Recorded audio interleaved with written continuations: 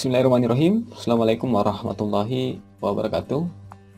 Selamat bertemu kembali untuk adik-adik sekalian. Jadi hari ini kita akan membahas konsep dasar pengujian hipotesis. Nah, apa sih hipotesis itu?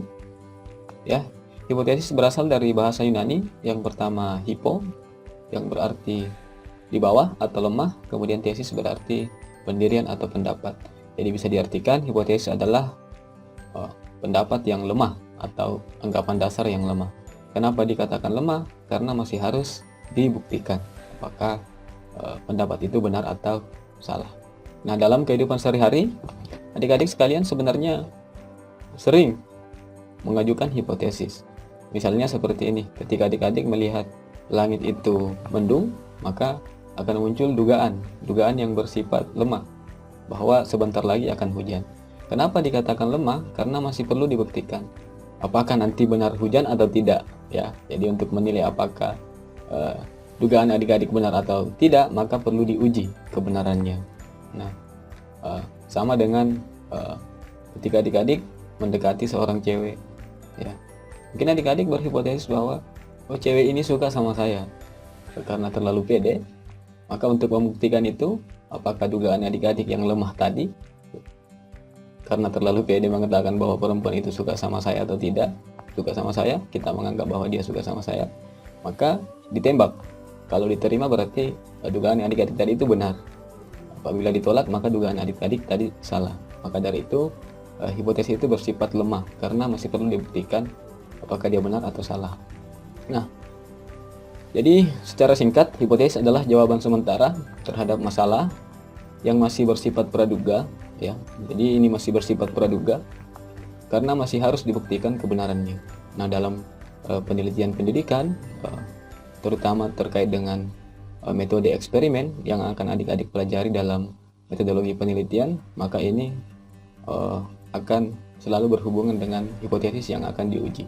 Jadi ada dugaan yang akan diuji secara statistik, apakah dia benar atau tidak, apakah diterima dugaan itu atau tidak secara statistik.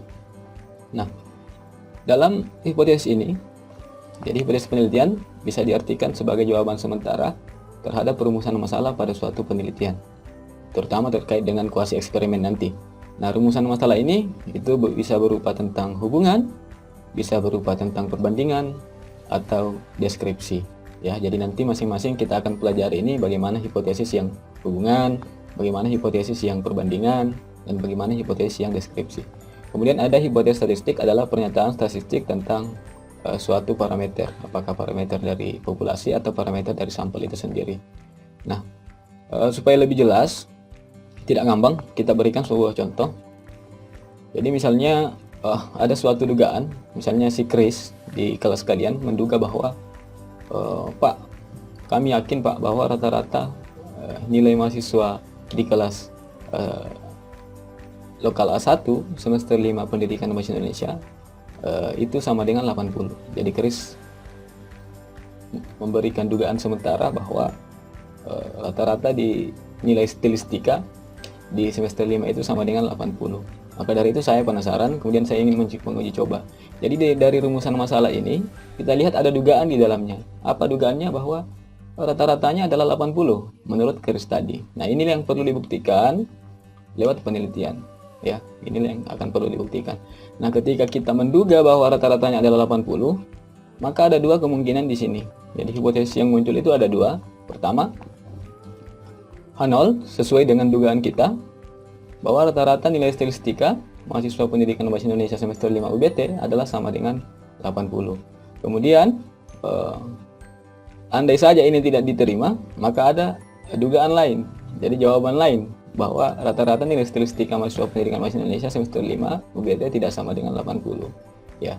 Jadi ini salah satu contoh bahwa ketika kita ingin ada rumusan masalah, apakah nilai rata-rata MK stilistika mahasiswa semester 5 bahasa Indonesia itu sama dengan 80, maka jawaban sementara dari penelitian kita terkait dengan dugaan itu ada dua, ya. Yang satu H0 itu adalah rata-rata nilai mahasiswa pendidikan bahasa Indonesia semester 5 UBT sama dengan 80. Kemudian H alternatif itu rata-rata nilai stilistika mahasiswa pendidikan bahasa Indonesia semester 5 UBT tidak sama dengan 80. Nah, bagaimana dengan hipotesis statistiknya? Jadi ini contohnya, nilai mu ini, H0 sama dengan mu sama dengan 0. Mu itu mewakili nilai statistika mahasiswa semester 5 sama dengan 80. Kemudian H alternatif itu karena tadi hipotesis kerjanya mengatakan rata-rata nilai statistika mahasiswa pendidikan bahasa Indonesia semester 5 tidak sama dengan 80, maka secara statistik dituliskan mu tidak sama dengan 80. Ya, mungkin adik-adik sudah ada bayangan terkait dengan hipotesis ini. Nah, sekarang kira-kira bagaimana ketika dugaannya Chris tadi? Chris mengatakan salah Pak, rata-ratanya adalah paling rendah 80. Nah, maka dugaan kita ini menjadi, jawaban sementara kita ini menjadi H0-nya itu rata-rata nilai statistika mahasiswa pendidikan bahasa Indonesia semester 5 paling rendah adalah 80. Ya. Paling rendah adalah 80, berarti 80 ke atas ya. Nah, kemudian hipotesis bandingannya atau H alternatifnya, karena ini kalau ini tidak diterima berarti yang satu menjadi diterima. Rata-rata nilai statistika mahasiswa pendidikan bahasa Indonesia semester 5 itu lebih kecil dari 80. Kemudian hipotesis statistiknya berubah menjadi H0 mu lebih besar sama dengan 80 dan HA mu lebih kecil daripada 80. Ya, jadi mungkin adik-adik sudah ada bayangan ketika ada dugaan, maka kita akan memunculkan jawaban sementara. Jawaban sementara itu artinya kalau bukan H0 yang diterima, maka alternatif yang akan diterima. Sama dengan tembak cewek tadi. Ada dua kemungkinan.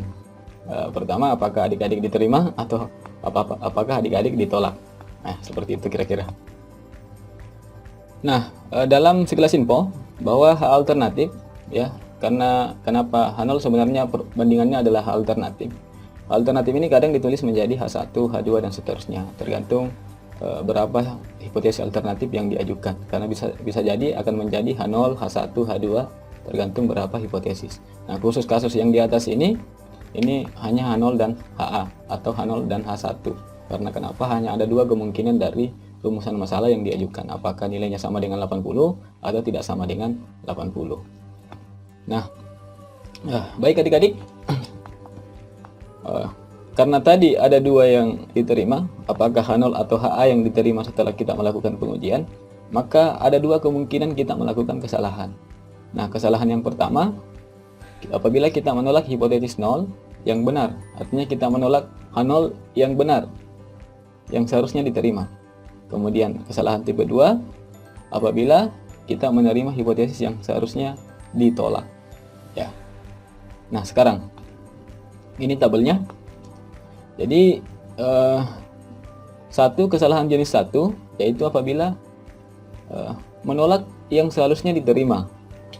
Itu kesalahan jenis 1. Misalnya begini, adik-adik yang perempuan ketika ada cowok yang menyatakan cinta kepada adik-adik, mengatakan saya suka kamu, kemudian adik-adik menolak pada saat itu, kemudian keesokan harinya rupanya adik-adik menyesal. Nah, kenapa menyesal? Karena kita menolak laki-laki yang seharusnya diterima. Nah, maka adik-adik dalam kondisi ini melakukan kesalahan jenis 1. Nah, kemudian yang kedua, ketika ada cowok yang datang melamar misalnya, adik-adik terima. Setelah menikah dengan dia, menyesal, kenapa saya terima ini kemarin, seharusnya saya tolak. Nah, berarti dalam kondisi itu adik-adik melakukan kesalahan jenis 2. Kenapa? Karena menolak menerima yang seharusnya ditolak. Jadi itu kesalahan jenis 1 dan kesalahan jenis 2. Baik adik-adik, untuk hipotesis pengenalan ini saya pikir seperti itu.